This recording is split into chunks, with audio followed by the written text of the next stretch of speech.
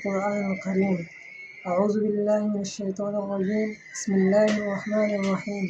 كتب عليكم القتال وهو كره لكم وعسى أن تكرهوا شيئا وهو خير لكم وعسى أن تحبوا شيئا وهو شر لكم والله يعلم وأنتم لا تعلمون، أو كما قال الله تعالى في القرآن الكريم. وقال رسول الله صلى الله عليه وسلم في الحديث: الجهاد ماض إلى يوم القيامة।